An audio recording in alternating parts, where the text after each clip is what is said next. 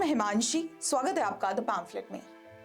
आजाद भारत के दूसरे प्रधानमंत्री लाल बहादुर शास्त्री, प्रधानमंत्री जो भारत से ताशकेंत जाते हैं, भारत और पाकिस्तान के बीच शांति समझौते पर बातचीत करने, बातचीत के बाद शांति समझौते पर हस्ताक्षर करते हैं और इसके 12 घंटे बाद 11 जनवरी 1966 को उनकी ताशकेंत में मृत्यु हो जाती है। बताया गया कि शास्त्री जी की हार्ट अटैक के चलते मृत्यु हुई है।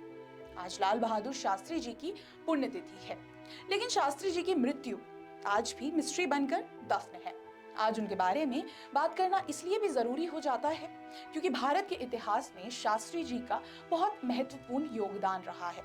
शास्त्री जी ऐसे विरले नेता थे जिन्होंने सार्वजनिक जीवन में ईमानदारी और सच्चाई को नए आयाम दिए।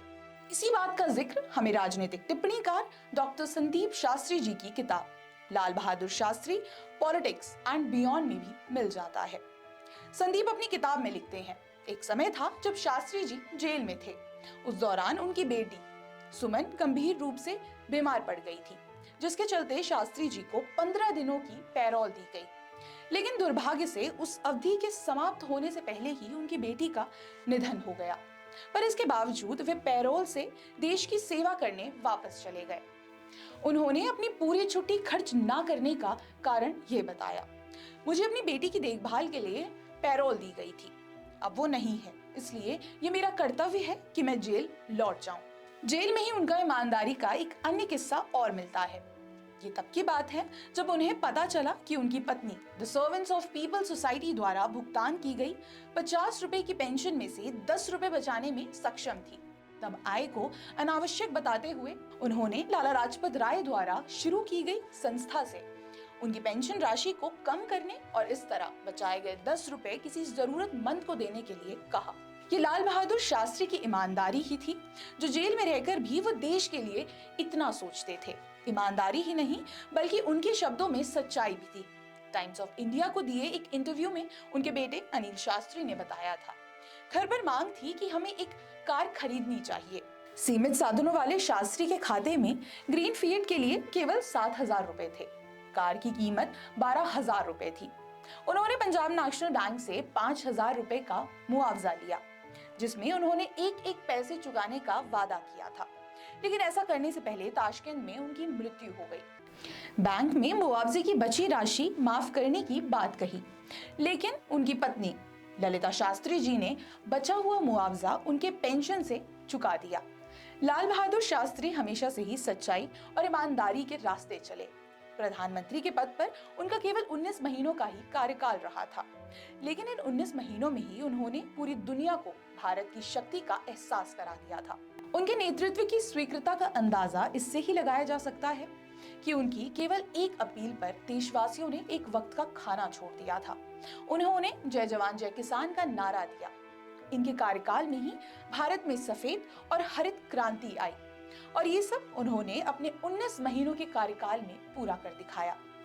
वर्ष 1964 में पूरे देश को संभालने का प्रण लेकर लाल बहादुर शास्त्री के प्रधानमंत्री बनने के एक साल बाद 1965 में पाकिस्तान ने भारत पर आक्रमण किया। उस दौरान भारत खाद्य संकट की समस्या का भी सामना कर रहा था। देश के सामने एक साथ दो समस्याएं आ खड़ी हुई। भारत को एकजुट करने के लिए शास्त्री जी ने जय जवान जय किसान का नारा दिया, जिसने भारतवासियों को प्रोत्साहित करने में बड़ा योगदान दिया। 1965 में भारत में खाद्य संकट को देखते हुए वे ग्रीन रेवोल्यूशन यानी हरित क्रांति ले आए, जिसका मुख्य उद्देश्य खाद्यान्न के उत्पादन को बढ़ाना था। शास्त्री जी जिस योजना का आदेश देते उसकी शुरुआत वे खुद अपने घर से किया करते थे। भारत में जब खाद्य संकट मंडरा रहा था, उस दौरान उन्होंने देशवासियों से एक वक्त का खाना छोड़ने को कहा, जिसकी शुरुआत उन्होंने अपने ही घर से की और पूरे भारत ने उनकी एक आवाज से एक वक्त का खाना छोड़ दिया। ये जनता में शास्त्री जी के प्रति दृढ़ विश्वास को दर्शाता है। शास्त्री जी ने व्हाइट रेवोल्यूशन यानी सफेद क्रांति को भी बढ़ावा दिया, जिसका उद्देश्य देश में दूध के उत्पादन की वृद्धि था। उनके कार्यकाल में राष्ट्रीय डेयरी विकास बोर्ड बनाया गया। सहकारिता की सफलता को जानने में उनकी गहरी दिलचस्पी थी। यही वजह है कि वो एक गांव में किसानों के साथ रात भर रहे, उनके साथ रात का भोजन भी किया। 1965 के भारत पाकिस्तान युद्ध में न केवल भारत को जीत मिली, बल्कि भारत ने पाकिस्तान के अंदर लाहौर तक घुसकर जमीन अपने कब्जे में भी ली और पाकिस्तान का कश्मीर को हथियाने का सपना चूर चूर हो गया। 19 महीनों तक लाल बहादुर शास्त्री ने अपनी ईमानदारी और कड़ी मेहनत के दम पर देश के प्रधानमंत्री का पद संभाला और आखिर भी दोनों देशों के बीच शांति समझौते पर बात करने ताशकंद जाकर एक बार फिर अपना फर्ज निभाया। यह देश का दुर्भाग्य था कि ऐसे नेतृत्व की क्षमता वाले लाल बहादुर शास्त्री बहुत कम समय तक देश के प्रधानमंत्री रहे। उनकी मृत्यु को लेकर तरह तरह के दावे किए गए, पर उसे लेकर हम भारतीयों के मन में संदेह आज भी बना हुआ है। शायद समय इस संदेह को भविष्य में दूर कर सके।